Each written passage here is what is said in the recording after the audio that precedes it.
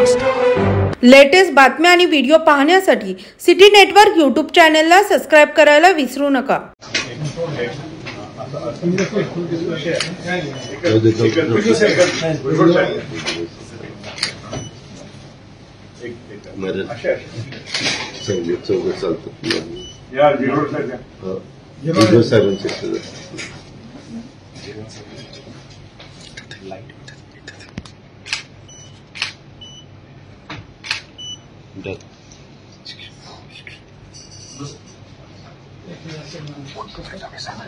राष्ट्रवादी पक्षाने मला पक्षाची अधिकृत राज्यसभेची उमेदवारी दिल्याबद्दल मी सुरुवातीला पक्षाचे राष्ट्रीय अध्यक्ष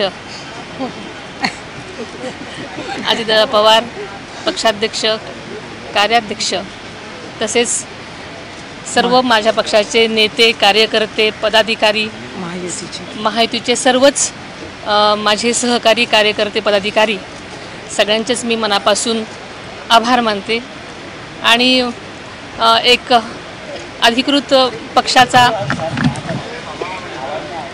आदर्श लोकप्रतिनिधी म्हणून जो विश्वास माझ्यावर पक्षाने आणि सर्वच कार्यकर्त्यांनी दाखवलेला आहे त्यासाठी मी नक्कीच दिलेल्या संधीचं सोनं करण्याचा प्रयत्न करेन। अशी नाराजी तसे कुठे दिसली नाही, कारण सगळ्यांनी एकत्र मीटिंग घेऊनच हा निर्णय घेण्यात आलेला आहे। आदरणीय भुजबळ साहेब सुद्धा आता माझ्या फॉर्म भरण्यासाठी उपस्थित होते आणि त्यांनी मला शुभेच्छा दिलेल्या आहेत। त्याच्यामुळे मला असं वाटतं की नक्कीच कोणीही नाराज नाही। खरं तर मला पक्षाने आणि आपल्याला माहिती आहे की जनतेतूनच ही मागणी सतत होत होती।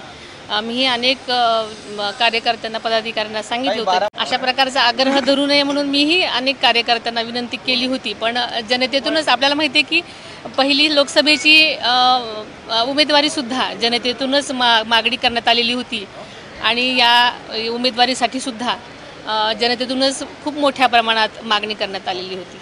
पार्थ पवारांनी स्वतःच सांगितलेलं होतं की सगळ्यांच्या कार्यकर्त्यांच्या मागणीनुसार तुम्हीच राज्यसभेसाठी अधिकृत उमेदवार असलं पाहिजे आणि त्यांनी पुढाकार घेऊनच त्यांचा पण कार्यकर्त्याबरोबर हा आग्रह होता की मी उमेदवारी घ्यावी आणि त्याच्यामुळे ही सगळ्याच पक्षाच्या सगळ्याच संमतीनं ही उमेदवारी जाहीर करण्यात आलेली आहे।